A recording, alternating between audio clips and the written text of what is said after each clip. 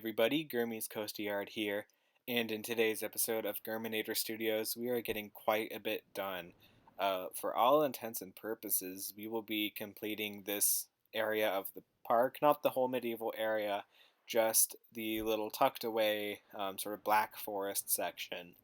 And it turns out pretty nicely in the end, if you ask me, but I will let you be the judge. But anyway, you can see we got right into things by putting a couple rides in. I put a Helter Skelter in, which I end up calling Maypole, I believe, and because it's like a maypole like you would see in European like fairs or tradition, um, where they have the giant pole and all the kids dance around it with a ribbon, and it seemed like a fitting name for the kind of ride. And then we have a teacup ride, which I end up calling the Royal Queen's Tea Party. Since we're in the medieval area, I thought it would be also a fitting name. And in that middle square there, unfortunately, I either lost the footage or forgot to hit record or something happened where I don't have the footage of it, but eventually I will put a splash pad in there, and you'll catch glimpses of it, but I'll do my best when that comes up to explain how it works. But in the meantime, here I'm just putting a lot of shrubbery and trees in. You'll notice I put the medium sugar pines in to begin with, but eventually, because this is sort of a Black Forest, the idea is that this area is in the Black Forest. I will swap them all out with large sugar pines, or most of them will be swapped with large sugar pines.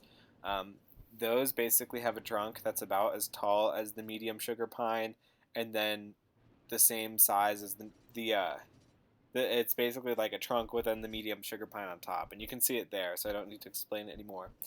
But the idea behind that was having the elevated trees, even though you can sort of see through the forest, if you want to call it that, more looking laterally. Having the leaves and the trees elevated more will make you feel a lot smaller, and it will make you feel like, or I guess it'll make the guests or peeps feel like they're deeper within the forest. But it'll also theoretically help to block out more light, which will also contribute to the Black Forest feel. And one of the reasons it's called the Black Forest is, or the reason I should say, is because it's so dense. It's very dark in the forest. Um, and of course, if you didn't know, the Black Forest is the basis for a lot of like folklore and fairy tales in European and German culture. Um, and aside from that, I'm just going through with more shrubs and trees, etc. Pretty self-explanatory, if you ask me.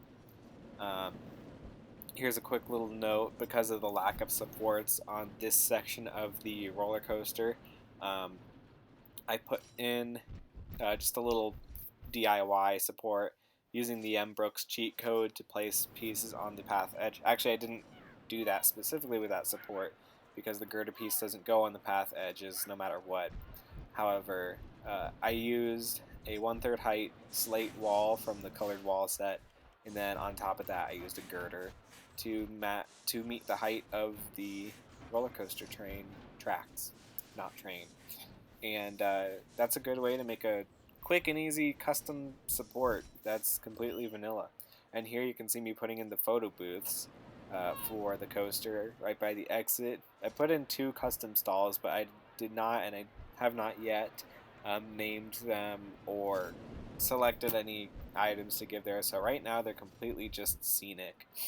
Um, but I will hopefully get that taken care of in the next episode. I'm putting in a couple entrances right there. And you'll notice I put a stall entrance at the front side. Normally I would try to avoid doing something like that, but if they went in the back area, there would be a low zone and no way to get out of the low zone. So I had to put the entrance to that on the front. Um, not that a lot of what I do here serves any functional purpose within the game. It's all just aesthetic purpose. But it's all in the name of designing a realistic theme park. And speaking of which, here you can see me where I deleted some walls, and I try to put them back in, but eventually I bite the bullet and delete them because the train gets a little too close for comfort, and I wouldn't want anybody reaching their hands out intentionally or unintentionally and getting them hit on the walls that could lead to some not so great injuries. And that's if it's just their hand. Maybe they're unconscious or something because they're a scared little kid and their head's leaning out and they clonk their head or something. I don't know. I don't want to get too morbid with this, but you can see I deleted those walls, but to make up for it, and I thought this turned out really well, I went through to the little terrain tab, the terrain scenery, I don't know what it's called specifically, and got the rock entrances, and I put those along the side, and that just helps it to not have such a sharp edge, and it looks a little more rustic, and I think fits the theme a little bit better. And then here I'm just doing a little more maintenance-y type stuff with the little behind-the-scenes paths and what have you. It's a lot of trees and shrubs at the beginning of this episode, but here you can see me extending the access road fencing, so this will keep the guests who are not in the park outside of the park and not getting into any restricted areas. That's the purpose of that fencing there. And right here underneath the monorail, I'm putting a little custom support is really what this is supposed to be. And that's so vehicles can access the roadway entirely, um, and the monorail track can still be supported properly. And I started with two third height walls on the base, but I ended up switching it to 1/3 height walls, as well as like a 1/3 height wall as a truss along the bottom edge of the whatchamacallit, the monorail track. And then I put the girders in between. And this is something well, if I remember, I will try to change it for the future. Um, I would like to make that the whole custom support thing 1/3 taller. And the reason for that is because I can technically, um, but I use the vehicle. You can see it here, the little shuttle bus, as sort of my benchmark for clearance because it's the tallest vehicle scenery item in the game, and it's about the same height as other things like semi trucks or whatever. So I use that as my little benchmark or my measurement device, and lo and behold, it can't quite get through there. Not that a semi truck would need to get through there, but I'll explain that later in the series. Anyhow, back to what's on screen, you can see there is the splash pad that you didn't see me build.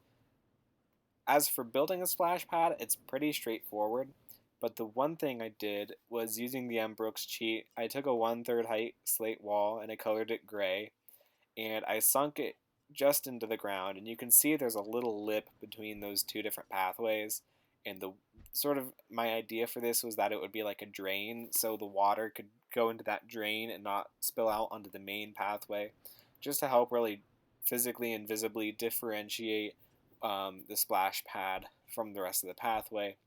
And another thing is I like to do my splash pads with a different path than the rest of the park, or the rest of the midway, if I do a splash pad or if you want to build one. And that just having that different uh, texture really helps to differentiate your splash pad. The lip that I did with the slate wall was, you could say it's overkill, and I wouldn't correct you, um, but it's just something I wanted to try out. Um, but having the different colored pathways really helps to differentiate the two. And man, I'm getting behind on talking, so I apologize for that. But here, you could see me putting in the giant candy canes and the other giant candies in place of most of the shrubbery, most of the bushes. And I mentioned wanting to have like a Candyland style theme for this area in the last episode. At least I'm pretty sure I mentioned that. Just since this is more of a family focused area. And so I put in some of those giant candy pieces. Here's a POV. This is not the end of the video, and this is not the most updated POV. We'll have another POV at the end, but even now it's not completely up to date. But I digress. I'm going to let it roll because I don't have anything else to say until everything picks back up afterward. So I will see you guys in a moment.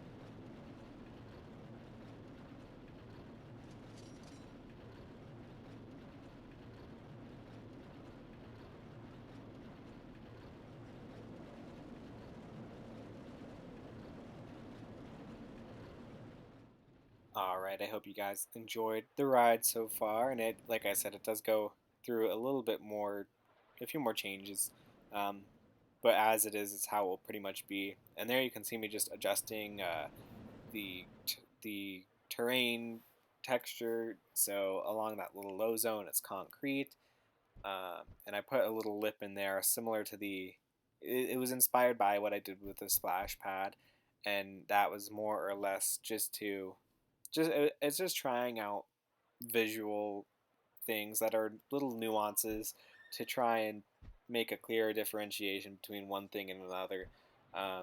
Because the otherwise the edge of that concrete right up to the grass just looks pretty flat. So it's just something I was trying to see how it looks, and I kind of like how it turned out. So I may continue to do that for future builds. Uh, right along here, this is a small detail I wanted to add, was putting rock texture underneath the train tracks, because train tracks um, in the real world sit on gravel. It's really like a, not really gravel, but a slightly larger and coarser rocks. Um, Nevertheless, they sit on stones, and I wanted to include that little detail in this build because it's realistic, and it's more realistic than train tracks sitting on grass. And here I'm just doing a little behind the scenes work. I'm also putting in dirt where the shrubbery is, and I tried to balance having dirt texture versus grass texture where it made sense. Um, so where there's a lot of shrubs, it's mostly dirt, and where there is not much of anything, you're going to see more grass texture. And I just did that to keep everything looking pleasant. I didn't want too much brown or too much green. I just wanted a healthy balance, and I think it turned out pretty well in the end. Again, not that that's necessarily what guests are staring at when they visit your parks, but oftentimes the most important details are the things that guests don't notice. Um, a guest will never notice if you have a clean park. I mean, guests will notice if a park is clean, but for the most part, a guest doesn't show up and think, oh, this place is clean. But if your park is really dirty, a guest will show up and think, oh, this place is dirty. This is awful. I don't want to come back here. So the point being, you have to put a little bit of effort into the things that guests theoretically won't notice. Um, and I almost forgot what I was talking about to begin with, because I was going into a little guest services tangent there. Um, but that was just in regard to the landscaping of all things. So this is really more or less uh, where you guys are concerned, because the peeps in Roller Coaster Tycoon 3 don't care. But I like to treat it as if they do, and I think that just makes it a little more fun for me when I build these projects. Um, Anyhow, along here, I'm just doing lighting and benches. Pretty straightforward. I say that a lot, I realize, but it is pretty straightforward. Um, but I do like the way the lighting turned out, and I think it looks like a very quaint section of the park, especially when I zoom out at the end here. You'll see it. And here I'm just lighting up near the train station, and this is almost everything I'll do in this episode. I'll finish the sort of main section of the medieval area in the next episode. Here I'm just extending the path back a little bit, even though there's nothing back there for the guests to see or do. I figured it would look more realistic having the path continue as opposed to just doing a texture there. And then I can put a little trash can there on the side of that building, or a bench, and it does help it feel a little more realistic, like something you might see. And finally, just doing a little bit more work on the roller coaster itself. I put some mist in there, and I flattened that turn. I've actually flattened two turns and unbanked them. Just had a little more lateral forces, and because the train is going slower over the spots where I did that, I thought it made sense and looked nice. But other than that, we are coming up to the end and to the final POV, and this one is a nighttime POV for you guys, so I hope you enjoy that. And I will see you guys in the next episode. Have a wonderful day, a wonderful week, and I'll see you on Monday.